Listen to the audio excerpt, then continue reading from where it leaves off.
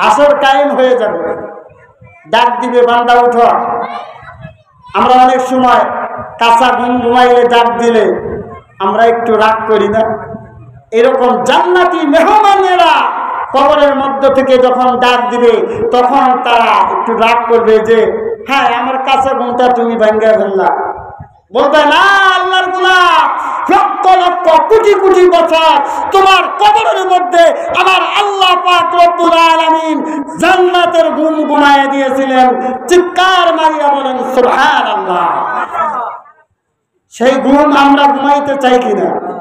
যদি ঘুমাইতে চাই, কবরটা যদি জান্নাতের বাগান বানাতে চাই, নবীর আদর্শ আমাদেরকে আঁকড়ে ধরতে হবে, নবীর সুন্নত অনুযায়ী জিন্দেগি চালনা করতে হবে। হামসিরাতে মুস্তাফা দরদামানি হালের কুল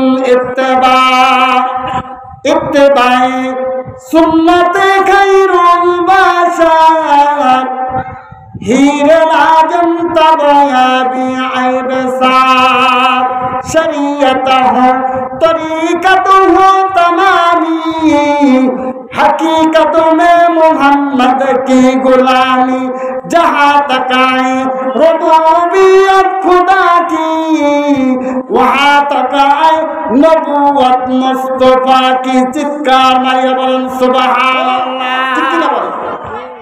এই জন্য নবীর আদর্শ আমাদেরকে মানতে হবে, নবীর সুন্নতের পাবন্দি করতে হবে।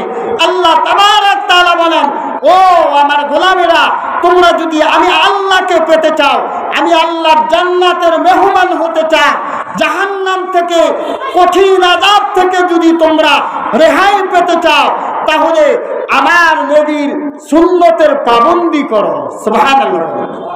এটা আমার কথা না, আল্লাহ তাবারক তাআলা কোরআনের মধ্যে ঘোষণা করেছেন, কুল ইন কুনতুম তুহিব্বুনাল্লাহ।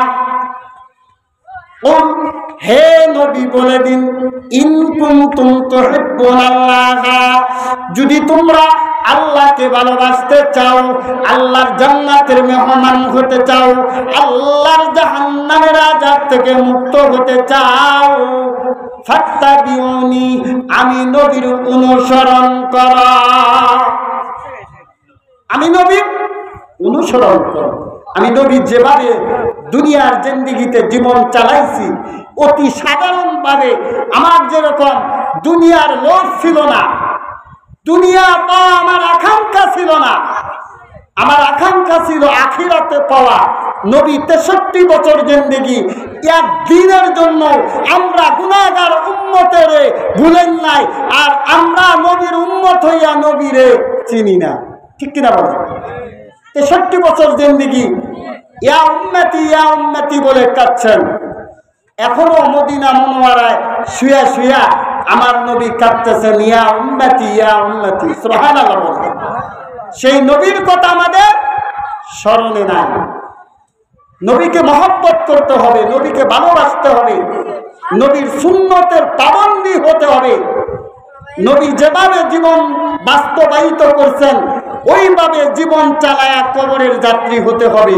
ওই নবীর সুন্নতের তাবেদারি কইরা যদি আমরা কবরে যাইতে পারি, কবরে যাইতে দেরি, আল্লাহ তাবারক তাআলা বলেন, ও বান্দা কবরে আসো, নবীর সুন্নতকে কায়েম কইরা, নবীর সুন্নতের পাবন্দি কইরা কবরে আসতে দেরি, আমি আল্লাহ কবরটা জান্নাতের বাগান বানাইতে দেরি করব না। সুবহানাল্লাহ। নবী বলছেন, আল কবর রাউজাতুম মিন রিয়াজিল জান্নাতি আও হুফরাতুম মিন হুফারিন নার। ও আমার সাহাবারা গো, এই যে কবর দেখতাছ, এই কবরটা কিন্তু কবর নয়, একটা মুমিন মুমিনাতের জন্য এই কবরটা একটা জান্নাতের বাগান হয়ে যাবে। সুবহানাল্লাহ। কবরে যখন যাবে, কবরে জান্নাতের বিছানা বিছাইয়া দেওয়া হবে, কবরটা এত প্রশস্ত হয়ে যাবে, যত দূর পর্যন্ত দৃষ্টি যায় তত দূর পর্যন্ত আল্লাহ তাবারক তাআলা তার কবরটাকে প্রশস্ত করে দিবেন। সুবহানাল্লাহ। জান্নাতের যত নিয়ামত আছে সমস্ত নিয়ামত আল্লাহ তাবারক তাআলা আপনার জন্য কবরের মধ্যে ব্যবস্থা করে দিবেন। এমন একটা আরামের ঘুম ঘুমাইব, এক ঘুমে হাসরের ময়দান, সুবহানাল্লাহ, হাসর কায়েম হয়ে যাবে। ডাক দিবে, বান্দা উঠো। আমরা অনেক সময় কাঁচা ঘুম ঘুমাইলে ডাক দিলে আমরা একটু রাগ করি না?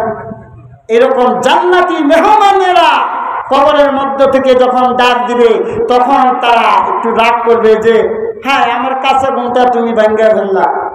বলবে না, আল্লাহর গোলাম, লক্ষ লক্ষ কোটি কোটি বছর তোমার কবরের মধ্যে আমার আল্লাহ পাক রব্বুল আলামিন জান্নাতের ঘুম ঘুমাইয়া দিয়েছিলেন। চিৎকার মারিয়া বলেন সুবহানাল্লাহ। সেই ঘুম আমরা ঘুমাইতে চাই কিনা? যদি ঘুমাইতে চাই, কবরটা যদি জান্নাতের বাগান বানাতে চাই, নবীর আদর্শ আমাদেরকে আঁকড়ে ধরতে হবে, নবীর সুন্নত অনুযায়ী জিন্দেগি চালনা করতে হবে। হামসিরাতে মুস্তাফা দরদামানি হালের কুন ইত্তেবাই সুন্নতে খায়রুল বাশার হিরে লাজম তবয়াবি আইবসার শরীয়তহ তরিকতহ তমামি हकीकत में मोहम्मद की गुलामी जहाँ तक आए रुबूबियत खुदा की वहाँ तक आए नबूवत मुस्तफा की। चित्कार मारिया बोलें सुबहानाल्लाह। এই জন্য নবীর আদর্শকে আমাদেরকে আঁকড়ে ধরতে হবে। রাসূল বলেন মান আহাব্বা সুন্নতি ফাকাদ আহাব্বানি, যে ব্যক্তি আমি নবীর আদর্শকে মহব্বত করল, ফাকাদ আহাব্বানি, সে যেন আমি নবীকে মহব্বত করল। ফাকাদ আহাব্বানি, আর যে গোলামটা, যে আল্লাহর বান্দাটা আমি নবীকে মহব্বত করল, কানা মারি ফিল জান্নাহ, তার ঠিকানা হবে, তার অবস্থান হবে, তার জায়গা হবে চিরস্থায়ী জান্নাত। মারহাবা। সেই জান্নাতে যেতে হইলে নবীর সুন্নতের পাবন্দি করতে হবে। তৃতীয় নাম্বার, আল্লাহ তাবারক তাআলা যে বড় বড় নিয়ামত আমাদেরকে দান করছেন তার মধ্যে কোরআন, ঠিক কিনা বলেন? কোরআন হলো শ্রেষ্ঠ কালাম, আল্লাহ তাবারক তাআলার শ্রেষ্ঠ বাণী। আল্লাহ তাবারক তাআলা কোরআনের মধ্যে বলেন ইয়া আইয়ুহান নাস قد جاءتكم موعظة من ربكم وشفاء لما في الصدور وهدى ورحمة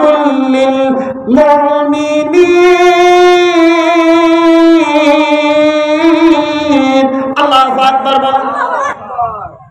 আল্লাহ তাবারক তাআলা বলতেছেন ইয়া আইয়ুহান নাস, হে মানুষেরা, দুনিয়ার মধ্যে যত মানুষ আছে সমস্ত মানুষ শুনে নাও, বেঈমানদেরকেও আমি আলাদা করি নাই, হিন্দুদেরকে আলাদা করি নাই, খ্রিস্টানদেরকে আলাদা করি নাই।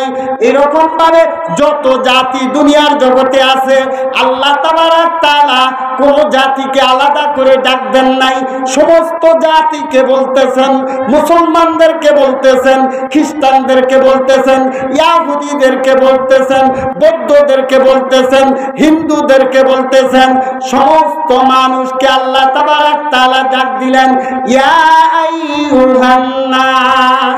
সুবহানাল্লাহ। قد جاءتكم موعظة, قد মানে অবশ্যই, জাআতকুম তোমাদের নিকট আসছে, পৌঁছেছে, মাউইজাতুন একটা উপদেশ বাণী। এইটা কোনো মেম্বারের উপদেশ বাণী নয়, এইটা কোনো চেয়ারম্যানের উপদেশ বাণী নয়, এটা কোনো এমপি মন্ত্রীর উপদেশ বাণী নয়, এটা কোনো রাষ্ট্রপতির উপদেশ বাণী নয়, এটা কোনো দেশের সরকারের উপদেশ বাণী নয়, এটা কোনো ওই জাতিসংঘের মহাসচিবের উপদেশ বাণী নয়। আল্লাহ তাবারক তাআলা জানায় দিলেন, বান্দা শুনে নাও, মির রাব্বিকুম, সুবহানাল্লাহ বলে। এই উপদেশ বাণীটা আছে আমি আল্লাহর পক্ষ থেকে, তোমার রবের পক্ষ থেকে। মির রাব্বিকুম, তোমাদের প্রতিপালকের পক্ষ থেকে। আমরা মৃত্যুবরণ করার পর, কবরে যাওয়ার পর আমাদের যে প্রথম প্রশ্ন করা হবে, মান রব্বুকা, তোমার রবকে, তোমার প্রতিপালককে, তোমার সমস্ত কিছুর মালিককে বলো। আমাদের সমস্ত কিছুর মালিককে। সেই রবের পক্ষ থেকে আল্লাহ তাবারক তাআলা কোরআনটা পাঠাইছে। কিসের জন্য? যে আল্লাহ তাবারক তাআলা কোরআনটা পাঠাইছেন, মানুষের অন্তরের মধ্যে রোগ আছে। ইয়া আইয়ুহান নাস ক্বাদ জাআতকুম মাউইযাতুন মির রাব্বিকুম ওয়া শিফাউন লিমা ফিস সুদূর। আমরা নামাজ ছেড়ে দেই, নামাজ ছেড়ে দেওয়ার রোগ। রোজা রাখি না, রোজা না রাখার রোগ। আমরা পর্দা করি না, পর্দা না করার রোগ। আমরা হালাল খাই না, হালাল না খাওয়ার রোগ। আমরা যখন নামাজ ছেড়ে দেই তখন আমাদের নামাজ ভালো লাগে না। আমরা যখন পর্দা ছেড়ে দেই তখন পর্দা ভালো লাগে না। নামাজ পড়ি না আর মনে মনে বলি নামাজ পড়ি না, তাতে কি হয়েছে? পর্দা করি না আর মনে মনে বলি পর্দা করি না, তাতে কি হয়েছে? রোজা রাখি না আর মনে মনে বলি রোজা রাখি না, তাতে কি হয়েছে? ও নাফরমান, আর কত নাফরমানি করবি? আর কতকাল নামাজ ছেড়ে দিবি? আর কতকাল আল্লাহর হুকুম অমান্য কইরা শয়তানকে খুশি করবি? তোকে তো ধরার সময় হয়ে গেলে তুই এক সেকেন্ডের জন্য অপেক্ষা করতে পারবি না। ঠিক কিনা বলে? ইন্না বাতশা রাব্বিকা লাশাদীদ। আল্লাহর ধরা বড় শক্ত ধরা। আল্লাহ তাবারক তাআলা বলেন, বান্দা এখনো বুঝো, গুনাহ করছো সমস্যা নাই, নামাজ ছেড়ে দিয়ে গুনাহ করছো, পর্দা ছেড়ে দিয়ে গুনাহ করছো, রোজা ছেড়ে দিয়ে গুনাহ করছো, হারাম খায়া খায়া গুনাহ করছো, এখন গুনাহগার হয়ে গেছো, তোমার অন্তরের মধ্যে রোগ সৃষ্টি হয়ে গেছে। এই জন্য নামাজ ভালো লাগে না, পর্দা ভালো লাগে না, জিকির ভালো লাগে না। আমি আল্লাহ তাবারক তাআলাকে ডাকতে তোমাদের মন চায় না। আমি আল্লাহ তাবারক তাআলার নাম স্মরণ করতে তোমাদের মন চায় না। এখন কি করবা? দুনিয়ার জিন্দেগিতে অসুস্থ হইলে ডাক্তারের কাছে যাও, বিভিন্ন মেডিসিন ব্যবহার করো। ও বান্দা, বিভিন্ন এমবিবিএস ডাক্তারের প্রেসক্রিপশন লাও কিনা? আমরা নেই কিনা? রোগ যদি এক ডাক্তারের দ্বারা না সারে আরেক ডাক্তারের কাছে যায়। এমবিবিএস বিসিএস ডক্টরেট যারা করছে তাদের কাছে আমরা যায়া বিভিন্ন মেডিসিন সেবন করি, আমাদের রোগ সারায়, যত টাকাই হোক রোগ সারাইতে হবে। ঠিক কিনা বলেন? আল্লাহ তাবারক তাআলা বলেন, কিন্তু এই রোগ তো সারার কোনো ঔষধ নাই। কিন্তু আমি আল্লাহ তাবারক তাআলা তোমাকে বড় ভালোবাসি, তোমাকে বড় মহব্বত করে সৃষ্টি করছি। জাহান্নামে দেওয়ার জন্য সৃষ্টি করি নাই, জান্নাতের মেহমান বানানোর জন্য সৃষ্টি করছি। এই জন্য তোমাদের অন্তর রোগের সেবা দেওয়ার জন্য, অন্তর রোগের শেফা দেওয়ার জন্য আমি আল্লাহ তাবারক তাআলা কোরআনটাকে নাজিল করলাম। এই কোরআনটা হলো তোমাদের অন্তর রোগের মেডিসিন। সুবহানাল্লাহ। আর কি? ওয়াহুদা। এবং এই কোরআনটা হলো তোমাদের জন্য হেদায়েত। এই কোরআনটা অনুযায়ী যদি তুমি জিন্দেগি চালনা করো, বাস্তব জীবন বাস্তবায়িত করো, তুমি গুমরাহ হবে না, জাহান্নামের পথে যাবে না, কোনোদিন তুমি বিপদগ্রস্ত হবে না। রাহমাতুল লিল মুমিনিন। সুবহানাল্লাহ বলেন। আর এইটা হলো মুমিনদের জন্য, ঈমানদারের জন্য রহমত। সুবহানাল্লাহ। সেই কোরআনটা আমাদেরকে শিখতে হবে।